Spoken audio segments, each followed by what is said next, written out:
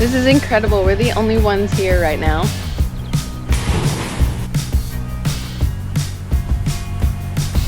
I've been contemplating all my time. My thoughts make me tired. Wonder if there's peace I could find instead of always being on the grind. I need a new purpose. Being a nomad is not a vacation. It's freedom, but it's also discipline. It's an exchange of security for enhanced experiences. It's a way of life. When times are getting crazy and everything seems hazy, is there some place for safety I could go? Run away, run away, run away into your escape. Run away, run away, run away, you're never too far to run. Run away, run away, run away into your escape. Run away, run away, run away. Run away, run away, run away.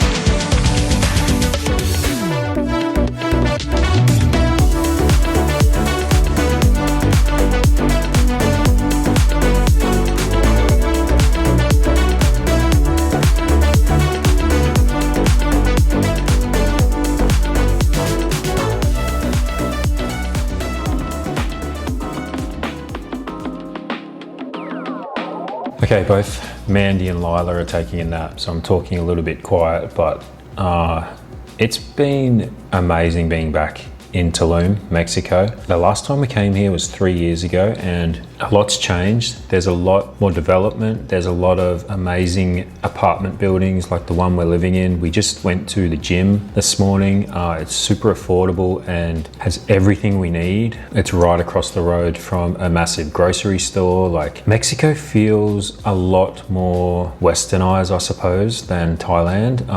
You know, we really loved our time living in Thailand, but there were a lot of cultural differences, and I mean, there still is here. Like, there's a very strong Mayan culture here and Mexican culture, Spanish culture, but it is a lot more Western. It's kind of more Americanized. Things like the grocery store are just a lot easier. And I think one of my favorite things about Mexico in general is they have really good taste. Like, even the 7-Elevens that you drive past, they're made out of like cobblestone and they look really cool. They don't look like a really tacky convenience store. And I didn't realize that I'd missed that when we're in Southeast Asia. And it's also like not as densely populated. Mexico is a big country, and Mexico City is obviously one of the most populated places in the world. But when you come to places like the Riviera Maya and stuff, like, it's very vast and very open and very lush.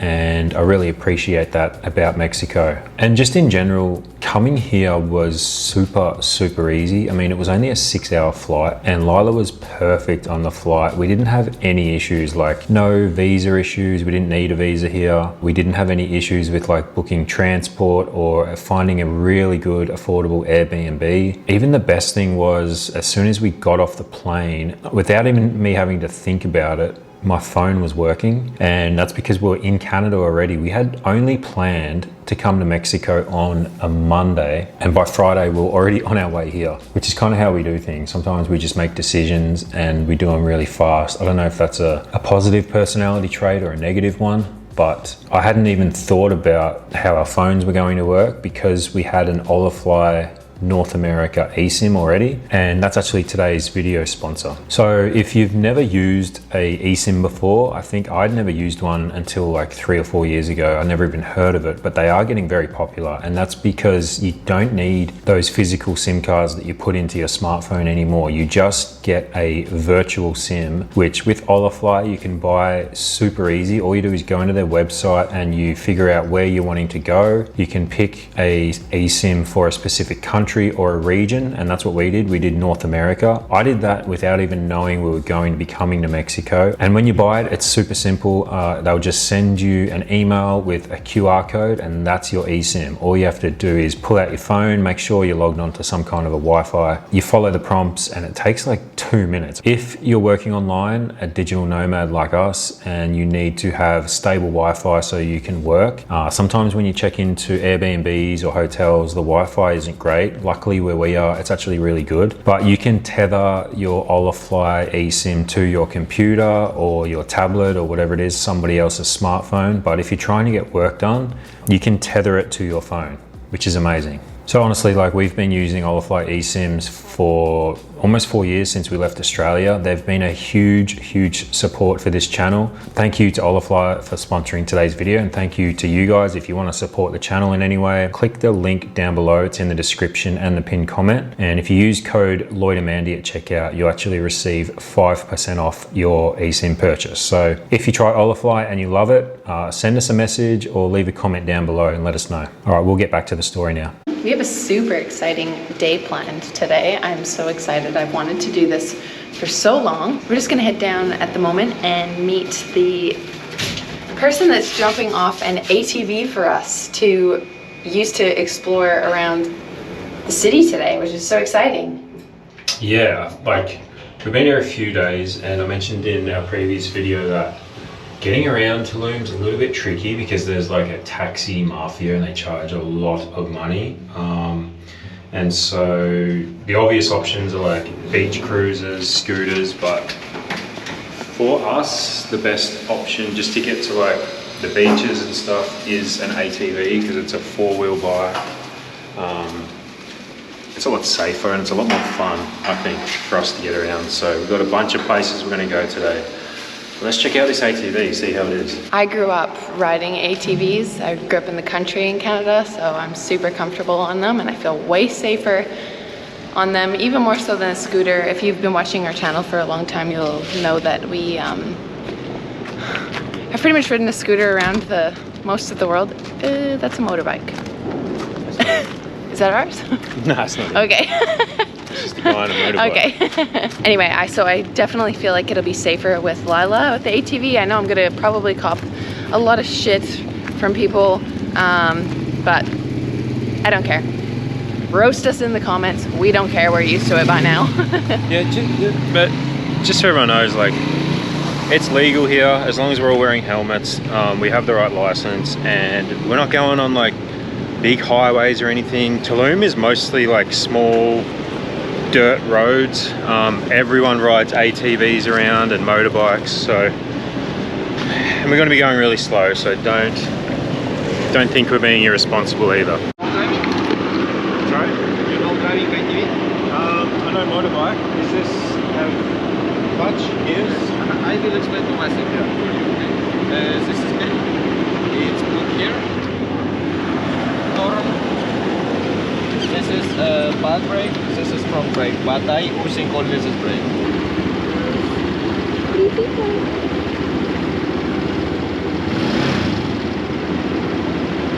Right?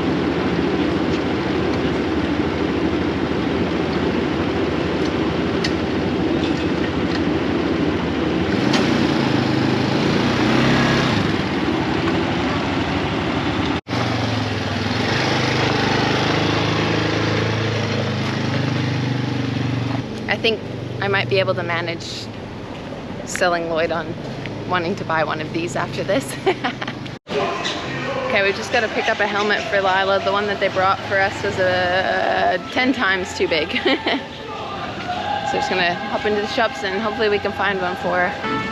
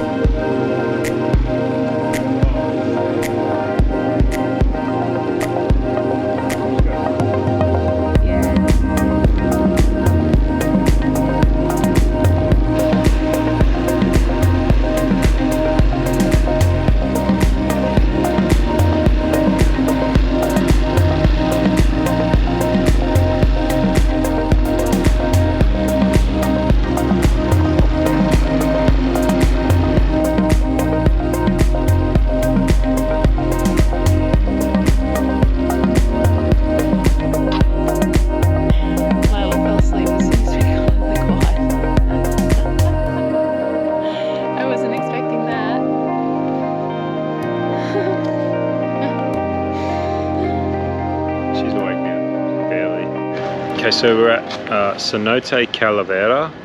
It's pretty much the closest cenote to where we're staying. Very close to downtown. 5-minute drive on a very quiet road. It's 250 pesos per person for entry, and you get to stay as long as you want, but it is an extra 200 pesos if you want to bring a camera in, and there's no drones allowed, which is unfortunate because it's probably epic drone shots to get here. Let's go jump in the water. Hola.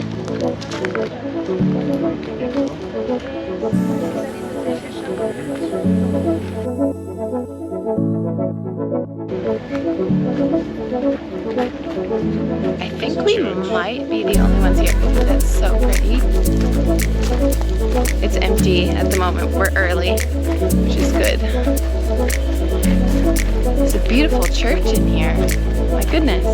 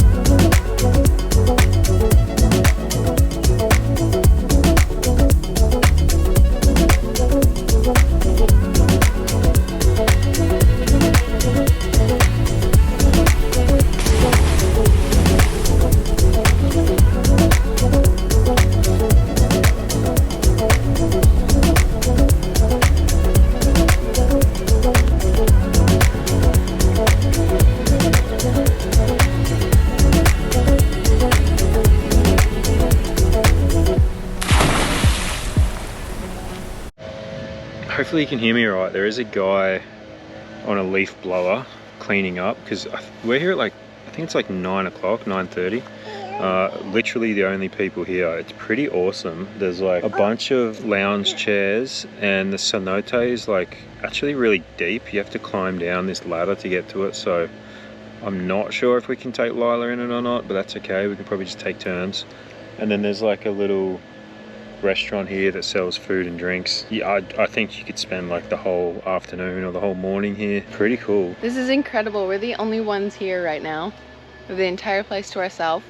Come here quite early, but not too early. I would expect more people to be here, but there is a big storm coming, so that might be why everyone is probably a little bit more aware and prepared than we are, but weather doesn't stop us from doing whatever we want.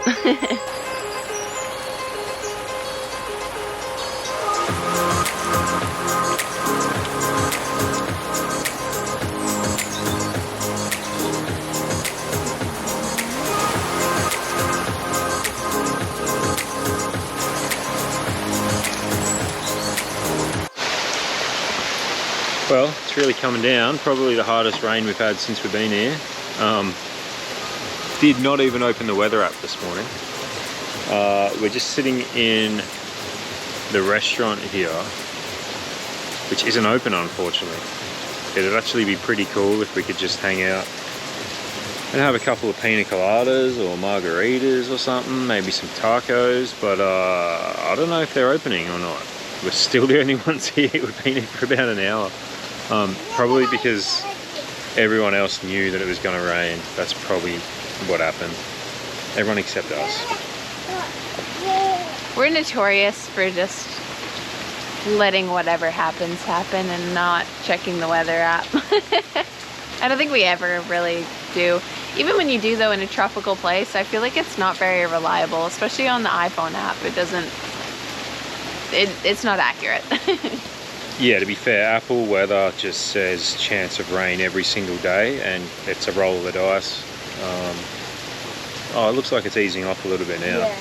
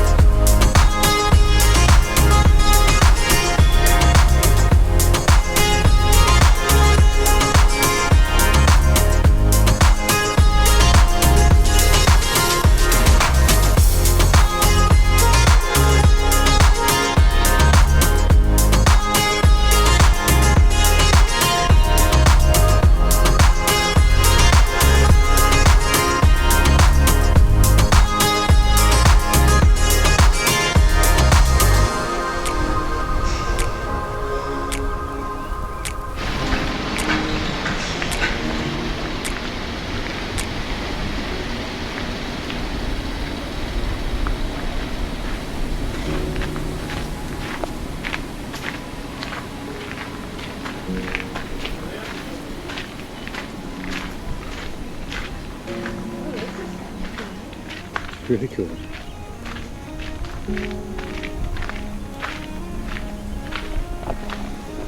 So this is a little restaurant right by the beach that has a cenote out the back, and it's free to enter. It's called Kapen Ha, he said.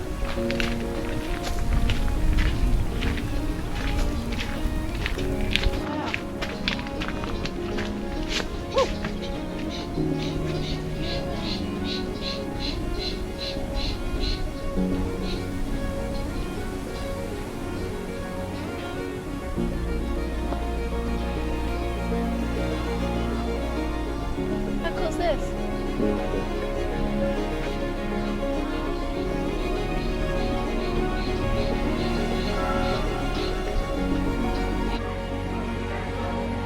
Tulum isn't just a destination. It's a feeling, a rhythm, a portal. There's something ancient here. In the way the wind moves through the palms. In the stories whispered through the jungle-dusted trails. This place pulls you in. Not with flash. Not with noise. But with energy. You feel it in your chest. You feel it in your breath. Art is everywhere. Not just on the walls, but in the way people dress and move. In the way the jungle and ocean meet. In the sacred stillness between moments. Here, you don't just visit, you remember who you are, what lights you up, and why you came here in the first place. Tulum teaches you to create, to connect, to slow down and listen. And once it touches you, you're never quite the same again.